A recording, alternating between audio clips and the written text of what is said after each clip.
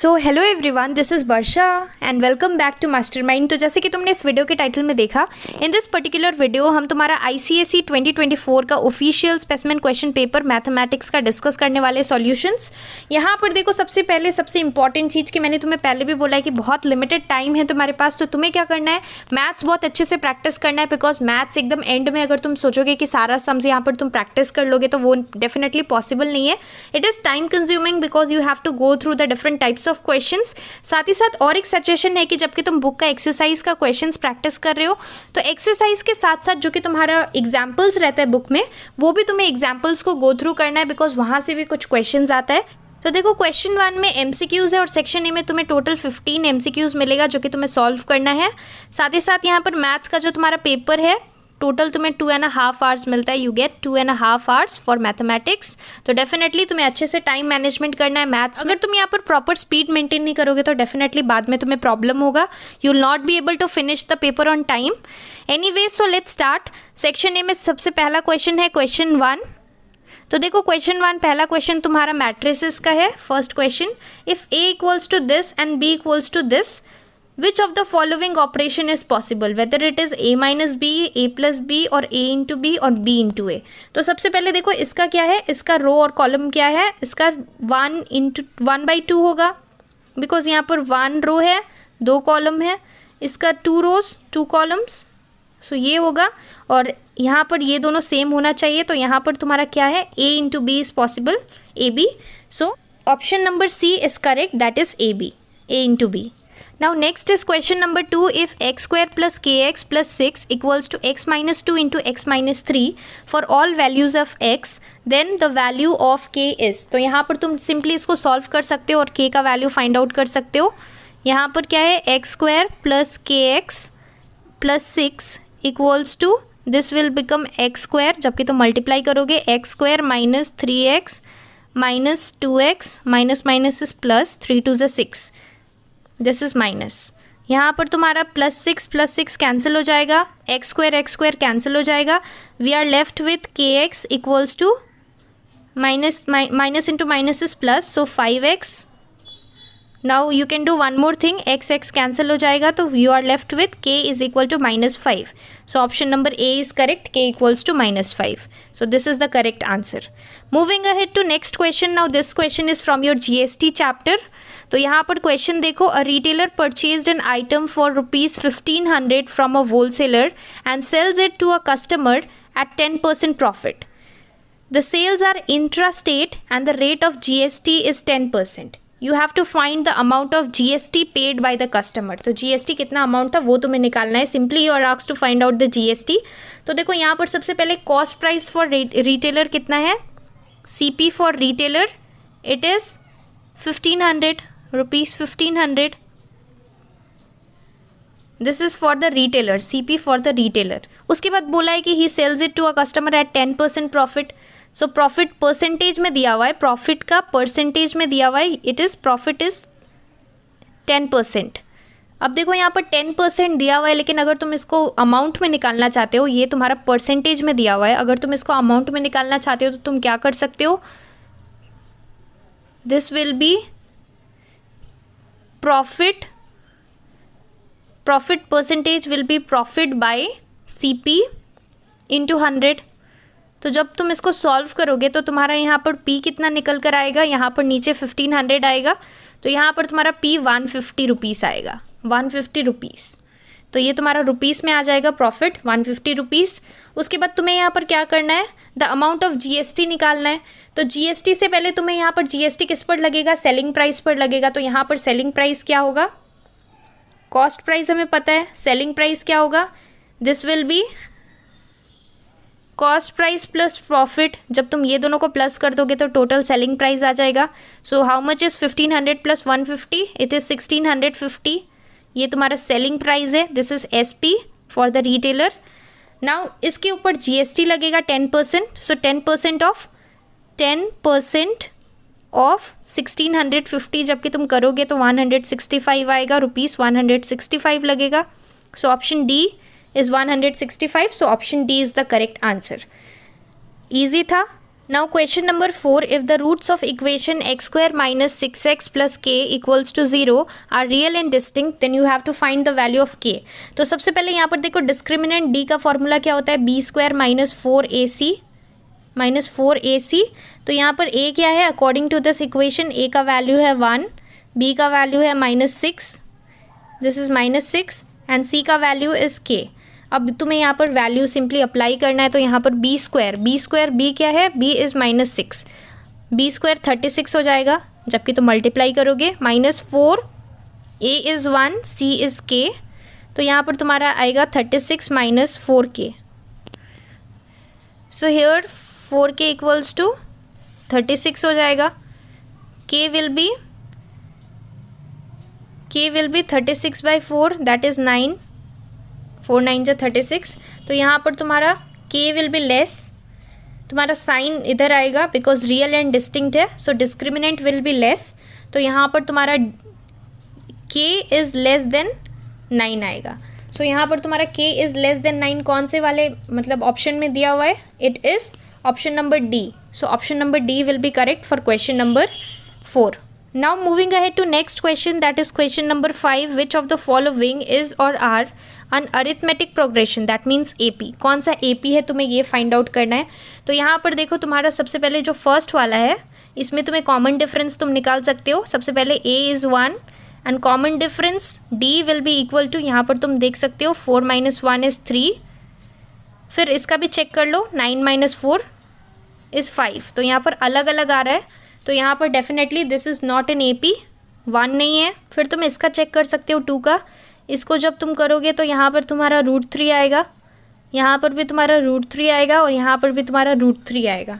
सो √3 तुम्हारा common difference आ रहा है और यहाँ पर सबका सेम है. तो definitely this is an AP. और 3 भी चेक कर लो, 3 का तुम्हारा यहाँ पर 2 आएगा, 6 - 8 इज़ 2, -2. फिर 4 - 6 is -2 again and 2 - 4 is again -2. तो सारा तुम्हारा सेम आ रहा है. तो तुम्हारा यहाँ पर आंसर क्या होगा, 1 नहीं है, 2 और 3 है. So only 2 and 3 is there in option number C. So option number C is correct for question number 5. Now next is question number 6. The table shows the values of x and y where x is proportional to y. So here x is proportional to y. तो अगर x proportional है y से, so we can write x by y is equal to 6 by m equals to 12 by 18 equals to n by 6. तो तुम ये definitely लिख सकते हो. अब यहाँ पर सबको तुमने इक्वेट कर दिया, तुम डेफिनेटली इजीली वैल्यूज़ निकाल सकते हो. सबसे पहले अगर हम इसको देखें तो यहाँ पर तुम m निकाल सकते हो. यहाँ से 6 × 18 equals to 12 × m is 12m. यहाँ पर जबकि तुम कैलकुलेट करोगे तो तुम्हारा यहाँ पर m का वैल्यू आ जाएगा. m का वैल्यू कितना आएगा, 6 × 18 बाई 12. सो 6 1 = 6, 6 2 = 12, 2 9 = 18. m तुम्हारा 9 आ जाएगा. अब तुम ये वाला ले सकते हो और ये भी ले सकते हो, m का वैल्यू हमें पता है. तो 6 बाई 9 हो जाएगा m के बदले. देखो 9 ये दोनों में है, मतलब b या फिर c दोनों में से कोई एक करेक्ट आंसर होगा. Equals to n by 6. तो यहाँ पर तुम्हारा 6 6 = 36 हो जाएगा, इक्वल्स टू 9n हो जाएगा. फिर n will be equal to 36 by 9,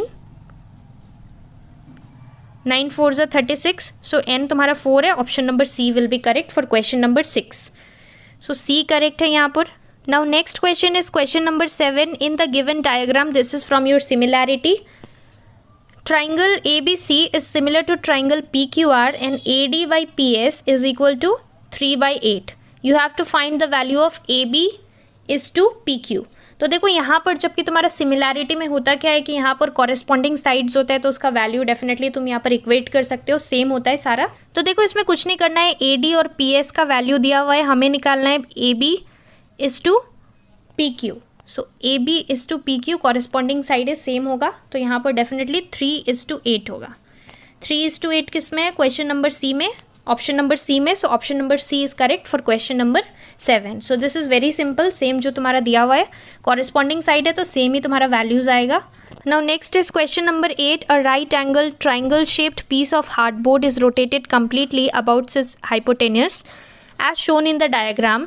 The solid so formed is always. It will not be single cone, it will be double cone. So option number 2 is correct. So यहाँ पर only 2 किस में है? B में है. So यहाँ पर तुम्हारा B will be correct option. Now next is question number 9. देखो इसका question क्या है? Event A दिया है, Event B दिया है, Event C दिया है. यहाँ पर पहला question है The sun will rise from east tomorrow. Next है It will rain on Monday. C है February month has 29 days in a leap year. And question is which of the following events has probability equal to 1. तो ये तुम्हारा probability का question है और यहाँ पर पूछा है इक्वल टू 1. तो उस इवेंट में जो कि एक फैक्ट है वहाँ पर तुम्हारा 1 होगा answer.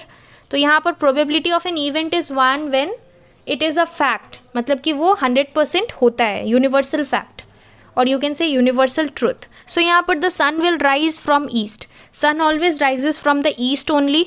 So this is a universal fact. और साथ ही साथ यहाँ पर February month has 29 days in a leap year.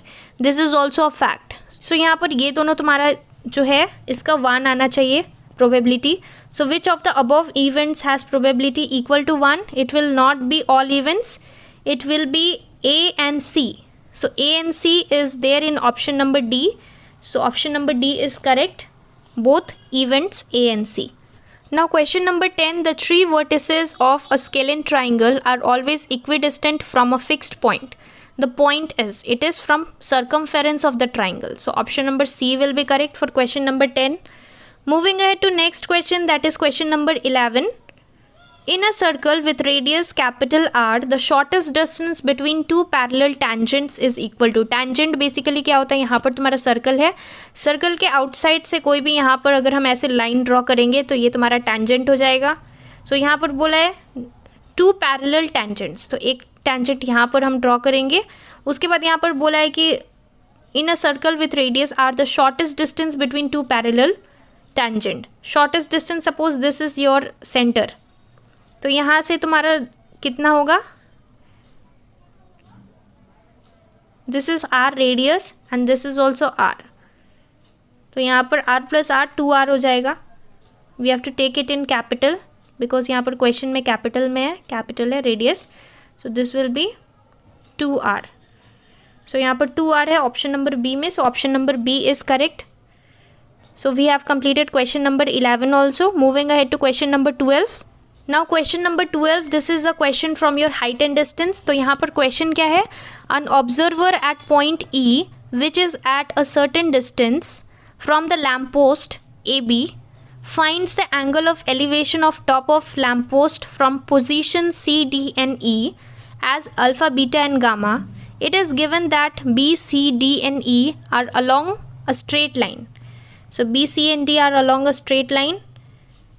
Which of the following condition is satisfied? तो यहाँ पर देखो अल्फ़ा, बीटा, गामा 3 चीज़ दिया हुआ है. ये तुम्हारा लैम्प पोस्ट है, लैम्प पोस्ट है यहाँ पर, और यहाँ से ऑब्जर्वर तुम्हारा अलग अलग यहाँ पर डायरेक्शन से देख रहा है. तो यहाँ पर एंगल्स बन रहा है. एंगल फर्स्ट है तुम्हारा अल्फ़ा, बीटा, गामा.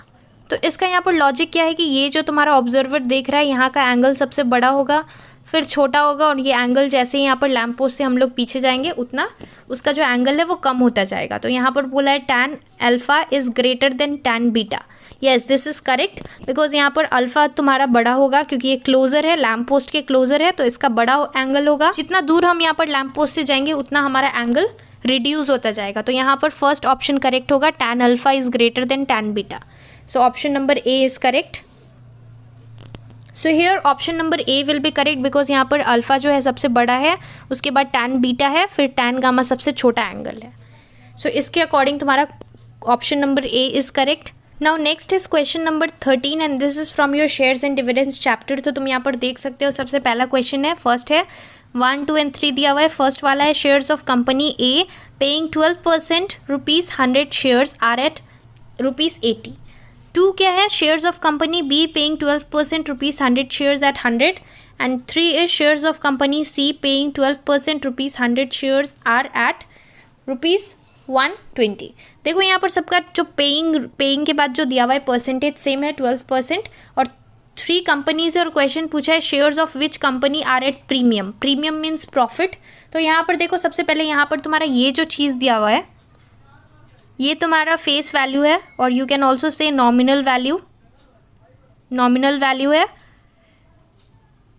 और ये जो तुम्हारा इस साइड दिया हुआ है ये तुम्हारा अभी मार्केट वैल्यू है। This is MV, market value. तो तुम्हें यहाँ पर बताना है कि कौन सा कंपनी यहाँ पर प्रॉफिट में है। तो अगर यहाँ पर तुम्हारा जो लॉजिक क्या है कि अगर तुम्हारा ये जो फेस वैल्यू है, फेस वैल्यू या फिर नॉमिनल वैल्यू, इससे ज़्यादा तुम्हारा अभी मार्केट वैल्यू चल रहा है तो definitely company is in profit. And if the market value is less than the face value, so here company is in loss. तो यहाँ पर देखो उस लॉजिक को यूज़ कर तुम यहाँ पर तुम फाइंड आउट कर सकते हो which company is at profit. Here this is the nominal value और यहाँ पर तुम्हारा अभी का मार्केट वैल्यू है, so this is in loss, this is loss. Here this is neither at loss not at profit, so it is at par you can say, and here you can see 100 rupees and here 120, so यहाँ पर company is at ₹20 profit। तो यहाँ पर तुम्हारा क्या होगा, company C will be the correct answer, so option number C will be the correct option। Next question number 14, this is the second last question। So question number 14, which of the following equation represent a line passing through origin? Line passing through origin, इसका coordinates क्या होता है, x is 0, y is 0, so 0,0। तो यहाँ पर तुम जो भी इक्वेशन में x का वैल्यू 0 करोगे, अगर y भी 0 हो रहा है तो यहाँ पर तुम्हारा वो वाला राइट होगा। तो सपोज़ यहाँ पर हम ये दोनों को कंसिडर नहीं कर सकते। सपोज़ हम यहाँ पर x का वैल्यू 0 करते हैं, सो y should also be 0। Let's see, तो 3x के जगह अगर हम लोग 0 लेते हैं तो यहाँ पर 3 0 से 0 ही हो जाएगा, -2y + 5 = 0। This will be 0, so no use. -2y = -5, y will be equal to 5/2।